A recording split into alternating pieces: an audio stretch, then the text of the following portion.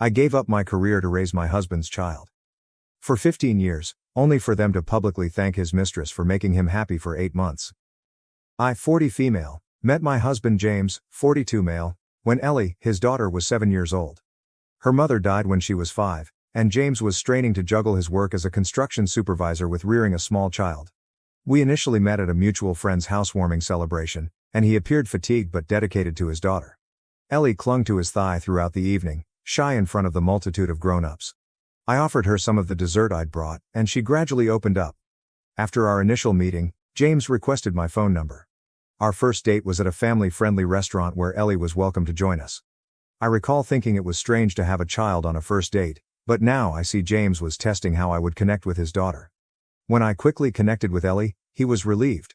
She was quiet but intellectual, enjoyed drawing, and clearly needed a mother figure in her life. Over the next few months, we had more family dates than romantic ones. James invited me to Ellie's school plays, soccer events, and even parent-teacher conferences. I did not mind. I had always wanted children, and Ellie's stern little face would light up when she saw me in the crowd. 6 months after we began dating, James asked me to move in with them. Their abode was modest but comfortable. I quit my apartment and my work as a middle school English teacher to care for Ellie. The school where I taught was an hour away from James' place, and it would have been impossible to commute with a little child. Instead, I found a part-time job that paid less but provided me the freedom to be present for Ellie. James worked long hours as a construction supervisor, frequently departing before dawn and returning after Ellie went to bed. I was the one who packed Ellie's lunches with small notes inside, assisted with multiplication tables and spelling tests, attended parent-teacher conferences, and nursed her through stomach viruses and ear infections. I taught her how to braid her hair and how to stand up to the girls who bullied her at school. When Ellie was 8, she began calling me Mom, rather than my first name. The first time it happened, I froze, unsure of James' reaction. But he only grinned and later told me that he was relieved Ellie had found someone to fill the position. Ellie was 9 years old when James and I got married. We held a little ceremony in our backyard for just our family and close friends. Ellie was our flower girl and announced to everyone at the wedding that she was getting a real mom, now. My parents, who were initially suspicious of me marrying a man with a child, eventually warmed around to James after seeing how happy the three of us were together. For 15 years, I devoted myself to our family. I never attempted to replace her original mother. We went to her cemetery every year on her birthday, and I encouraged Ellie to keep a journal of things she'd like to tell her mother if she were still here. On Ellie's 18th birthday, I collected these journal entries into a bound book as a gift, along with images of her growing up that I felt her mother would like seeing. When Ellie was applying to colleges, I took her to campus visits, edited her application essays, and sat up late researching scholarship prospects. James went on several trips when his job schedule allowed, but it was my responsibility to assist her prepare for her future on a daily basis. I did not mind. I was proud of the young woman she was becoming and felt satisfied in my role as her mother. James treated us all to dinner to celebrate Ellie's college acceptance letters. He raised a drink to Ellie's bright future and praised me for being the best mother she could have hoped for. That night, I sobbed happy tears, knowing that despite the hardships, we had successfully built a loving family. When Ellie decided to take a gap year after her second year of college to discover herself, James was sad, but I supported her decision. I assisted her in finding a part-time work at a nearby store and encouraged her to use her leisure time to pursue interests she had not had time for in school. She resumed painting, something she had enjoyed as a child but abandoned in high school when academics became increasingly difficult. Ellie celebrated her 22nd birthday last month. We prepared a large supper at an expensive Italian restaurant downtown that Ellie had always wanted to visit. I made appointments weeks in advance to secure the private dining room with the greatest view of the city. James insisted on inviting some of his coworkers, which seemed unusual given that this was a family gathering, but I didn't question it. I assumed he was proud and wanted to show off our talented daughter. I spent weeks arranging the event, including ordering a special cake with an edible image of Ellie's favorite childhood photo and purchasing a silver bracelet engraved with her birth date and a short message. To my daughter, with love always. I wrapped it in her favorite color paper and enclosed a card with a lengthy note about how proud I was of the woman she had become. The day of the dinner, I picked up the cake, had my hair done, and donned the blue dress Ellie had helped me choose during our last shopping trip together. I arrived at the restaurant early to ensure that everything was perfect. The table decorations, the reserved seating arrangement, and the special dessert menu I had planned with the chef. James and Ellie came together after he picked her up from her friend's place, where she was getting dressed. Ellie hugged me briefly, but she appeared distracted, checking her phone repeatedly. James was similarly remote, checking the door every few minutes as guests arrived. About 20 people went, including my sister and her husband, several of Ellie's high school and college pals, and some James coworkers whom I had never met before. Laura, 35F, in particular, arrived late and made a strong impression. She was dressed in a form-fitting crimson dress and quickly swept the room until she spotted James. She seemed at ease around him from the moment she arrived, laughing loudly at all of his jokes and stroking his arm several times during conversation. I noted this but disregarded it as friendly office behavior, though I did question why I had never heard of her before if they were close colleagues. During supper, I sat at one end of the long table with my sister, while James sat at the other end, beside Laura and across from Ellie. This seating arrangement had not been in my plans. I anticipated our family to sit together, but James had changed them as they arrived, claiming it would allow for greater communication. Throughout the meal, I attempted to engage with the guests around me, but my attention was drawn to the conversation between James, Laura, and Ellie. They were swapping inside jokes and giggling in a way that made me feel strangely alienated from my own daughter's birthday party. After the main meal, the waitress brought out the bespoke cake that I had requested. I stood up to say a few words about Ellie, recalling our first meeting and expressing my admiration for the kind, clever young woman she had grown into. James checked his watch during my brief speech, and Ellie smiled nicely but appeared uneasy. After I sat down, Ellie stood up to make her own speech. She thanked her friends for coming, and then thanked her father for always supporting her financially and allowing her to pursue her aspirations. I waited for her to recognize my position in her life. She glanced directly at Laura and stated, "I'd like to thank Laura for making my father happy over the last 8 months. It's so lovely to see him grin again." The table became utterly silent. Laura gazed down at her plate with a faint, happy smile as James' face became scarlet. I looked about, perplexed, then returned to Ellie, who continued. "I know it's been hard keeping your relationship secret, but I'm glad we don't have to pretend anymore. Laura has been like a friend to me, and I'm happy Dad has found someone who really understands him." Several visitors moved uneasily in their chairs. My sister reached under the table and grasped my hand firmly. I stared at James, who eventually looked at me but couldn't keep my eyes. Laura reached over and squeezed his hand publicly before raising her wineglass to Ellie. "Thanks."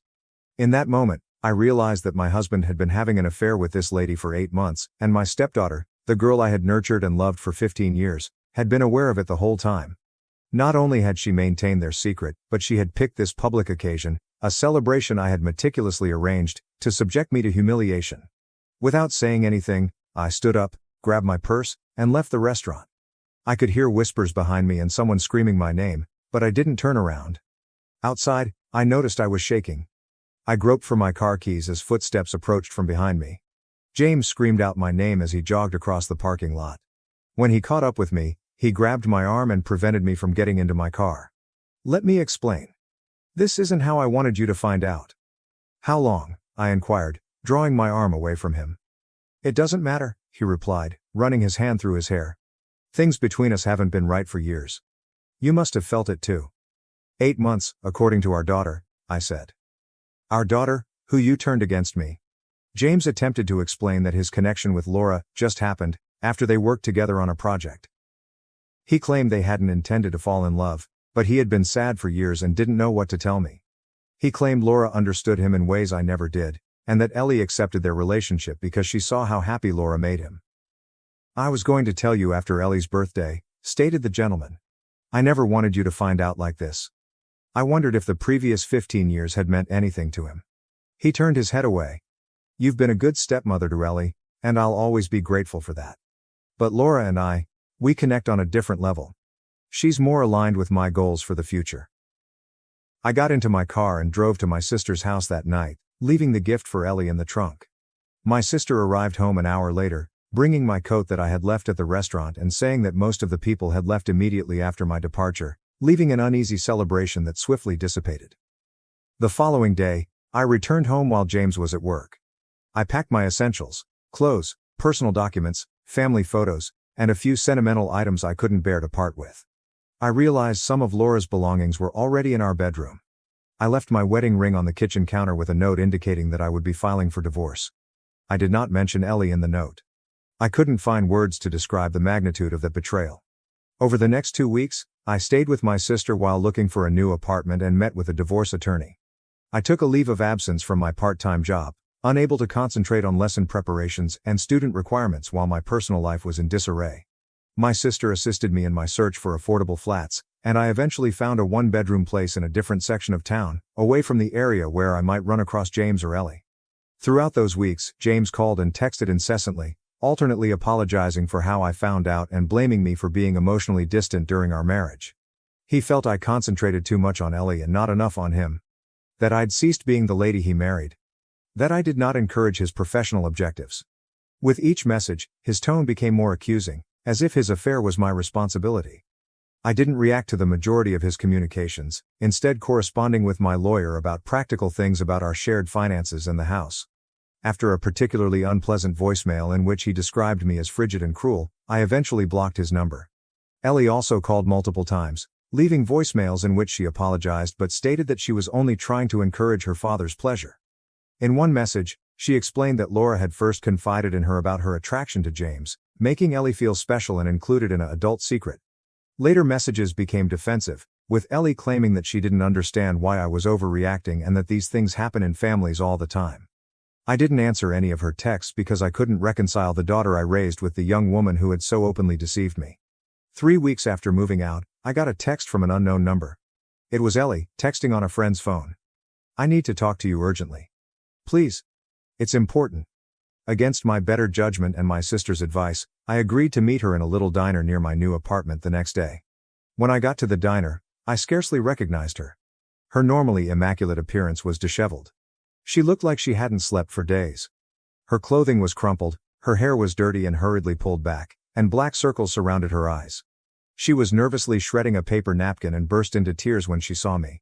I sat across from her, keeping my emotional distance despite her obvious distress.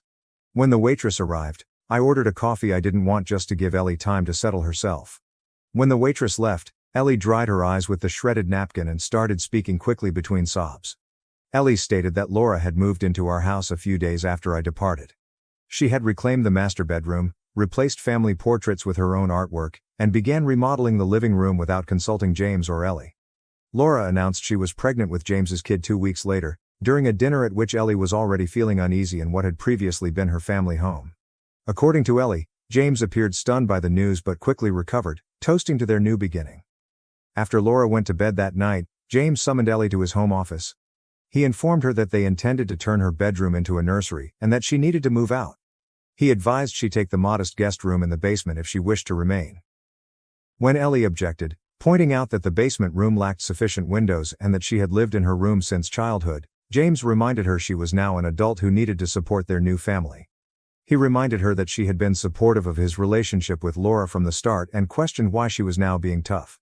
He claimed I was being selfish.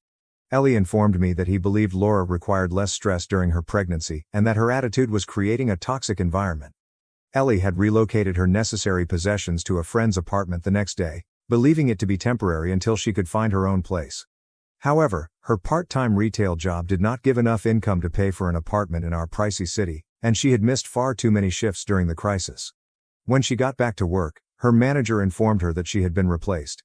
She now had no income, no permanent place to live, and her friend's patience had worn thin after a week of couch surfing. "I tried applying for other jobs," Ellie told me, "but I keep breaking down during interviews. I can't focus. I can't sleep. I don't know what to do." I sat there, stunned, listening to her narrative and watched tears trickle down the face of the girl I had raised, the young woman who now appeared hopelessly lost. After she finished speaking, I inquired, "Did you know about their affair the entire time?" Ellie nodded slowly before looking down at the table. "Laura told me first," she confessed. "She came to the store where I worked about 8 months ago. She bought me lunch and told me she and Dad had feelings for each other. She said she wanted my blessing before things got serious." Ellie went on to tell how Laura had formed a connection with her, taking her shopping and her extravagant gifts that James could never afford on his own wage. Laura had told Ellie that they will soon be a real family, and that I was preventing her father from experiencing true happiness. According to Laura, James had chosen me because he needed help parenting Ellie, but now that Ellie was older, he deserved a chance at true love. "She made it sound romantic," Ellie commented quietly. "Like Dad had sacrificed his happiness for years and finally deserved something for himself." Ellie acknowledged that she had helped them plan their encounters, including lying to me about James's location when he was actually with Laura. She had removed suspicious text messages from James's phone when he left it unattended, and she had once diverted my attention with a staged issue regarding a college assignment so James could meet Laura for a weekend getaway. Laura said you would understand eventually, Ellie added. She said most modern families go through transitions like this, and we would all be friends someday. I took a long breath and reminded Ellie of everything I'd given up for her, including my full-time teaching job, independence, and 15 years of my own life. I pointed out that I had attended every school function, but James had missed the majority of them due to work. I had taught her to drive, spending hours in parking lots and on quiet streets, while James said he lacked the patience. Ellie sobbed harder with each example, nodding to acknowledge the shared memories. And how did you repay that devotion? I asked. You lied to my face for 8 months. You helped your father deceive me. You sat in our home, eating meals I cooked, accepting gifts I bought, all while knowing that the two people I loved most in the world were betraying me. I told Ellie that her betrayal hurt more than James since I never expected her to choose me over her biological father. I had always taught her that blood links were vital and sacred, but I raised her as if she were my own daughter, with all of my maternal love. And she had viewed me as disposable, a placeholder to be dumped when no longer required. Then I stood up, paid for my untouched coffee, and told Ellie that she had made her decision 8 months earlier to help her father cheat. I will not be helping you now. But where am I supposed to go? Ellie inquired, her voice increasing with panic. I have nowhere to live, no job.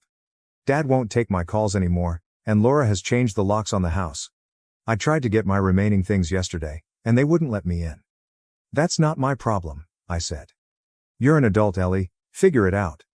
Ellie shouted out to me as I walked out of the diner, saying that she had made a mistake and that James had twisted her.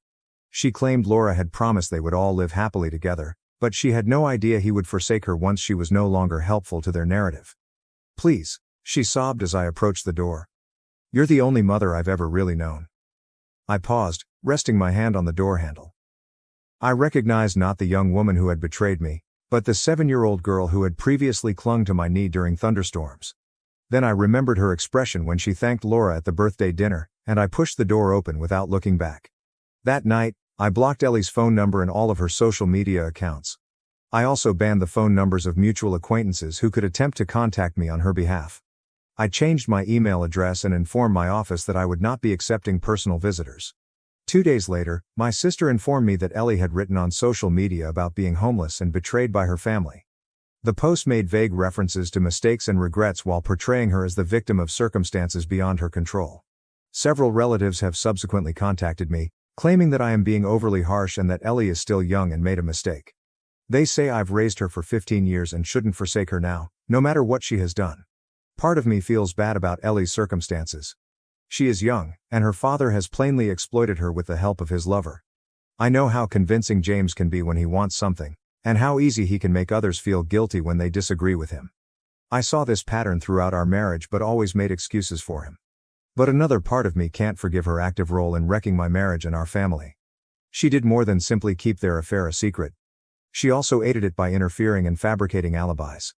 She watched as I continued to love and care for her despite knowing I was being duped. And then she publicly insulted me on her birthday in front of friends and family, seemingly without remorse, until the scenario backfired on her. My sister thinks I should assist Ellie locate a place to stay or lend her money for a security deposit. She claims that, despite everything, I am the closest thing Ellie has to a mother. But I doubt I can encounter her again without remembering her betrayal. So, Aita for refusing to assist my stepdaughter after she helped my husband cheat on me and is now dealing with the consequences of her actions. Edit. Thank you for your responses. To clarify several points that people have inquired about. Yes, I legally adopted Ellie when she was 11, so I am her adoptive mother, not simply stepmother. Ellie is now taking a gap year from college. She has college loans and a little scholarship, but she intended to work to save for next year's expenditures. James and I do not have biological children together. I was unable to have children because of medical difficulties uncovered after our marriage. The house is in both of our names, but I left because I couldn't take being there with the memories. My lawyer is in charge of dividing assets. Many people inquired about Ellie's grandparents.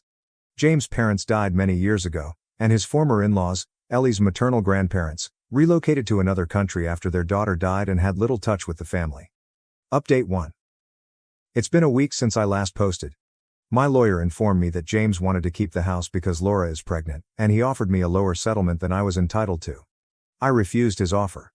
Meanwhile, a mutual acquaintance informed me that Ellie is now staying with one of James' relatives, who contacted her after reading her social media posts.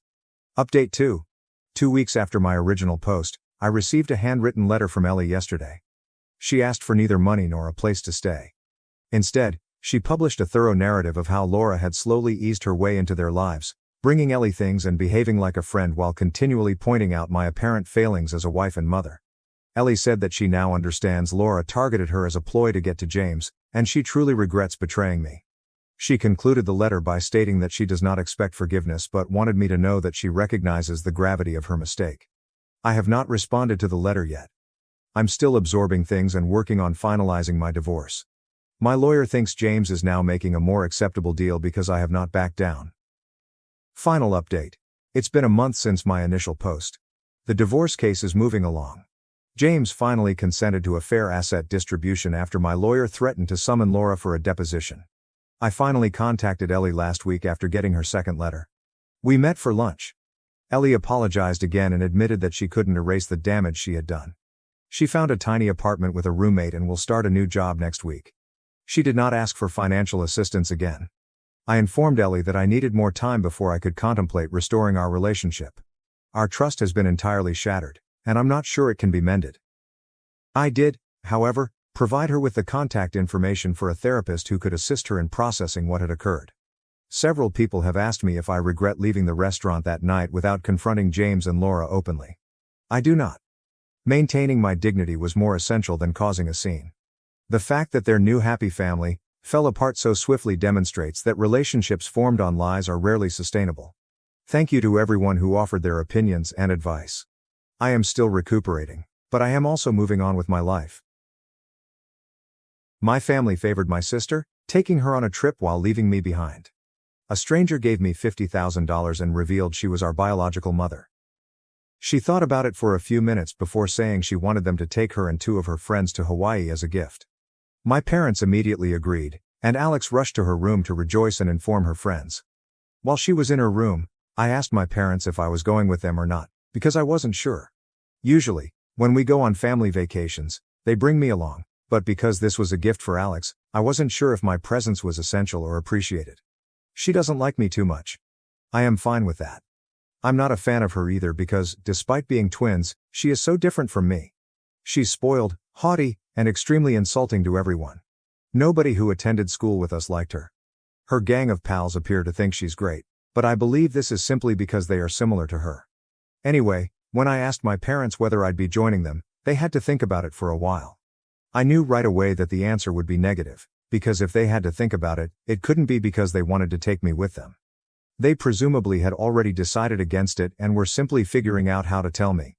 After a few seconds, my mother talked to me, saying that while this was a gift for Alex, it would be cruel to bring me there because it would simply be a family vacation. I pointed out the obvious, that my parents were accompanying her, but they maintained they were only going because Alex wanted it, and they were confident that she would not want me there.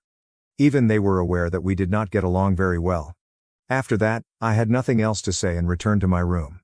I just felt horrible for myself because, while I haven't accomplished much academically, I believe a football scholarship is worth celebrating as well. But my parents didn't appear to care about me or my accomplishments. Furthermore, they agreed to leave me at home for the full week while they were away, allowing Alex to celebrate with her friends in Hawaii. I was miserable for a full day until I remembered that my family will be gone for a week, which meant I would have the house to myself and could do whatever I wanted. That made me feel less sad, and I resolved to make the best of the situation. While they were preparing for the trip, it felt as if everyone had entirely forgotten about me, which was not something I was used to, but it stung. On the day they were leaving, my parents instructed me to take good care of the house. At least they said farewell to me, but my sister didn't even look at me and laughed. None of this was unexpected behavior from her, so you can understand how horrible my relationship with her is. For the first several days, I just invited my pals around. We played computer games, ate junk food, and did anything we wanted from morning till dusk, when they had to go home. This was my plan for every day. On the final day, I planned to phone my pals and inform them that they were also free to come over that day. But at around 8 a.m., I heard the doorbell ring, which was far too early for my pals to arrive. I hadn't gotten up properly either, because I'd been sleeping in late since I graduated from high school. I went downstairs and peeked outside the window to see who it was, and I was surprised to see my mother standing there. It took me a few minutes to remember that my mother was not present. She was in Hawaii with the rest of the family. This must be someone else. Then I observed some discrepancies. The woman standing at the door was much taller than my mother.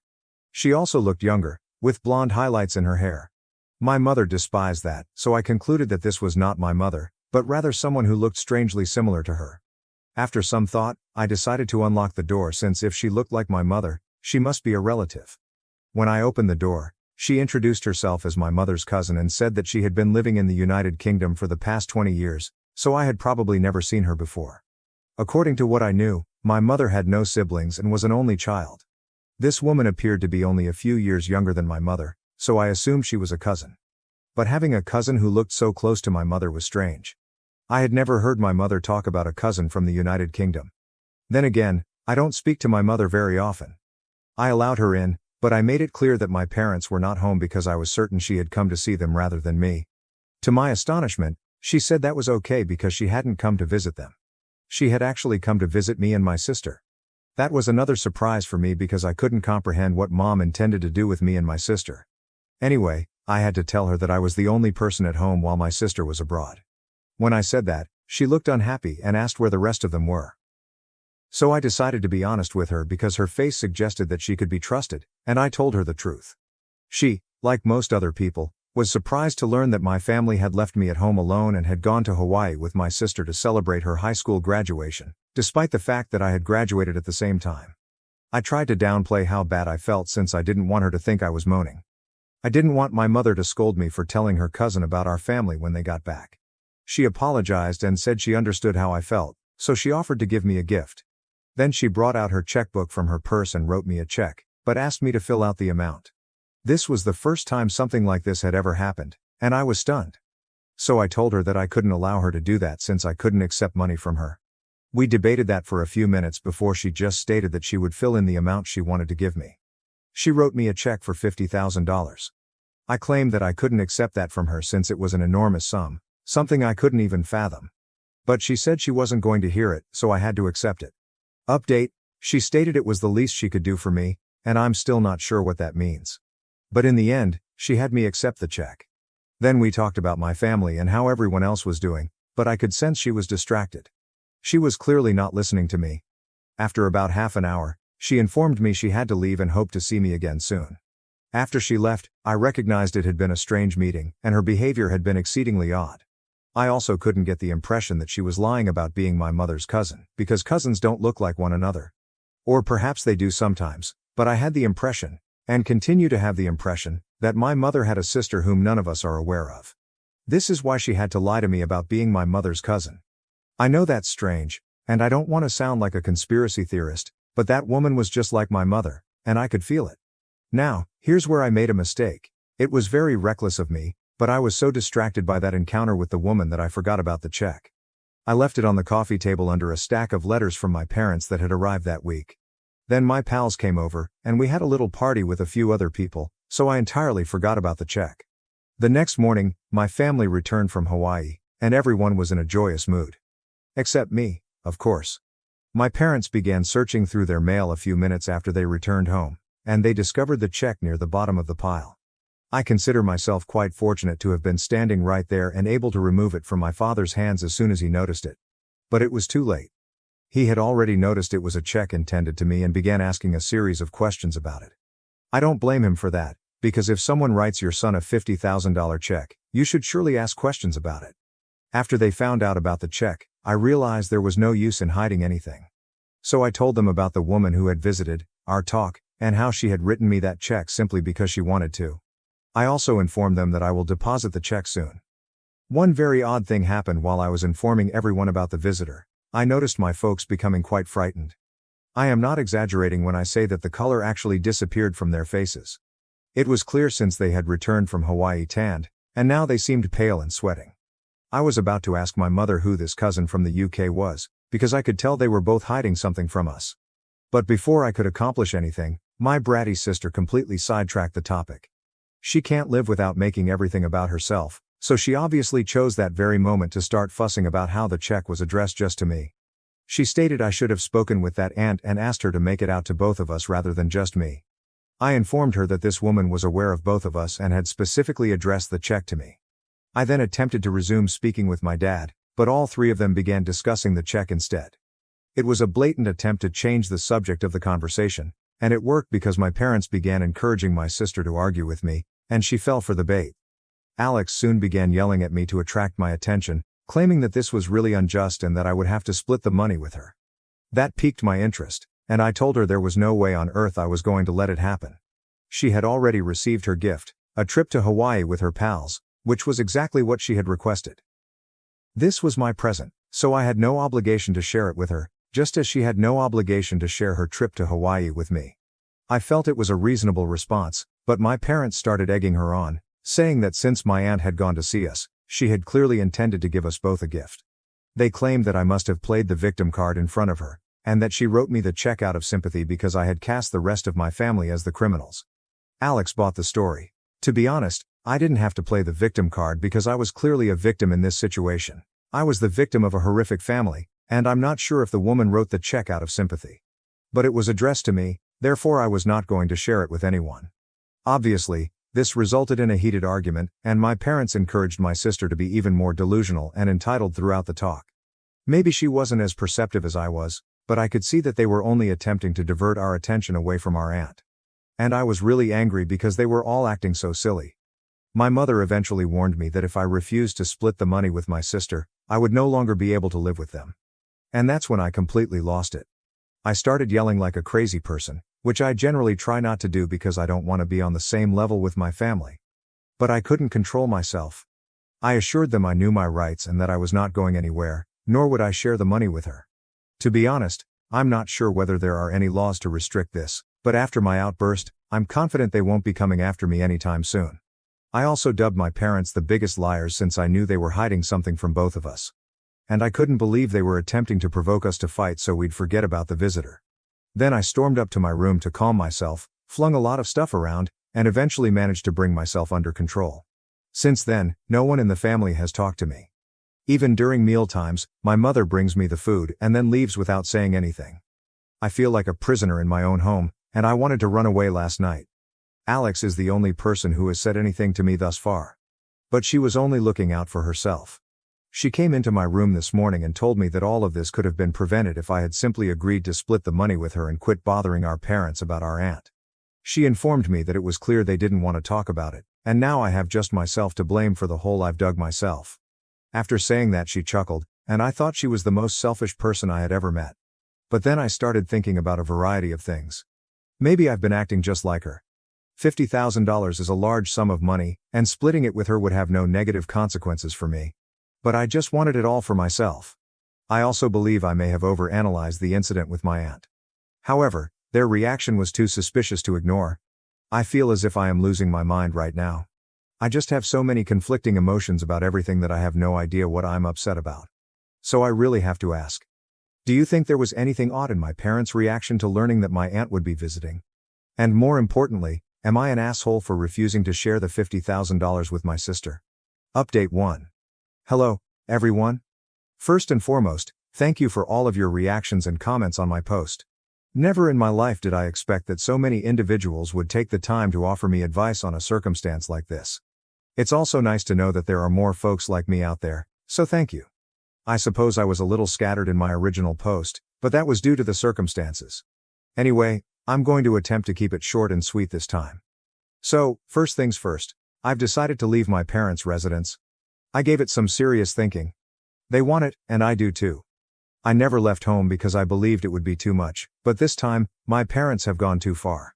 I have never gotten along with them or my sister. I don't see the sense in staying with them any longer. So, I've opted to live with a friend of mine till college starts. Update. When I described a visitor who had come over during their absence, they went completely white. And now my sister is having a meltdown. My friend's parents graciously consented to let me live with them for free, despite my promise to pay rent. The bottom line is, I'm leaving. And obviously, I'm keeping all of the money. All said and done, the check was made out to me and only me. I am not obligated to share that amount of money with anyone, Least of all my sister. If they hadn't left me at home alone while they went on vacation, I probably wouldn't have met my aunt, let alone received so much money. So, in some ways, they bear responsibility for this. She has never treated me with courtesy or respect, so expecting me to split the money with her right now is ridiculous. I am confident that my parents will always look after her. I can't claim the same thing for myself, so I clearly need the money more than she does. I'm not sure why I was thinking about splitting up with her or questioning whether I was doing the right thing. I guess I was overly emotional. But I've thought about it, and I don't have to feel bad about what I'm doing. They never have, and it's perfectly acceptable for me to act like them. It has been 3 days since my last post, and I have been packing everything up. Tomorrow afternoon, my friend's father will arrive with his pickup truck, and I will leave. I really cannot wait. Update. So much has changed in my life since my previous post. It's unbelievable to imagine that it was just 4 days ago. I'm not sure where to begin, but I suppose I should pick up where I left off. I stated that I was going to move out of my parents' house, and I did so the day after that post. My friend's father came to pick me up and helped me relocate all of my belongings. Obviously, I did not need to bring any furniture with me. It was simply a collection of crates. My parents witnessed everything that happened but did not ask any questions. Alex did not bother to leave her room. She just came out once, saw what was going on, and went back inside. After we'd moved the last of the boxes, I was prepared to depart without saying goodbye since I knew no one cared. But, before I could walk out the door, my mother stopped me and inquired where I thought I was going. So I informed her that no one in the family had spoken to me in the last few days, and everyone preferred to pretend that I did not exist. They didn't have to pretend any longer. They could be completely themselves around the house and forget about me in the actual sense because I was moving out. It shouldn't have surprised them because she had previously stated that if I didn't split the money with my sister, I would no longer be able to live in this house. Since I had opted not to share the money with anyone, I figured it was best for me to go on my own rather than get kicked out. My parents warned me that I was being silly and that my arrogance would wear off once I understood that $50,000 would not be enough to get by in the world alone. I just ignored it and walked away, and they didn't try to talk to me again. Interestingly, my friend's father was far more empathetic than my own parents. He assured me that everything would be okay throughout the drive to his residence.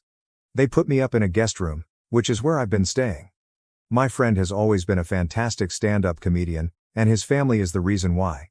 They're all so kind and sweet, and looking at them makes me understand that this is how families should be. So I'm pleased to be staying with them till I depart for college. But that's not all that transpired in the last few days. I was also able to learn the truth about the visitor we had. I'm still battling to come to terms with it.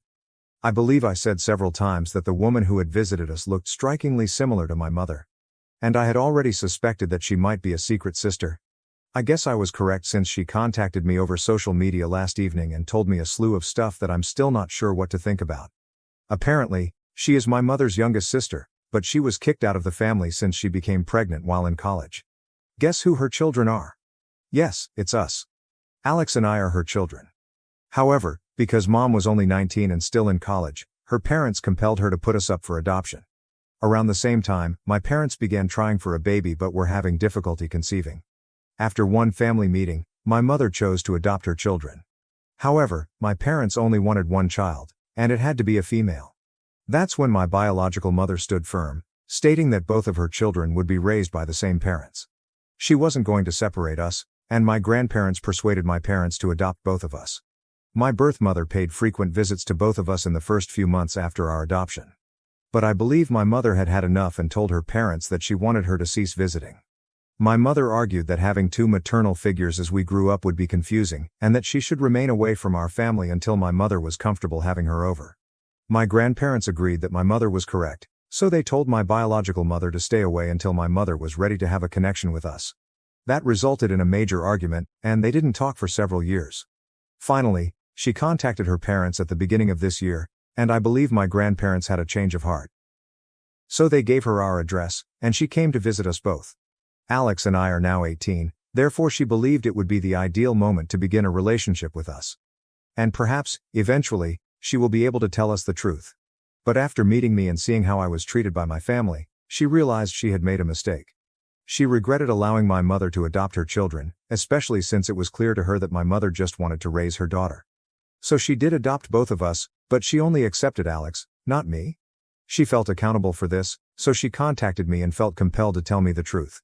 Because no one else was going to. It's been several hours since then, and I still can't get over it. I have no idea what to think about it, and I have not told anyone. Not even the friend I'm currently living with.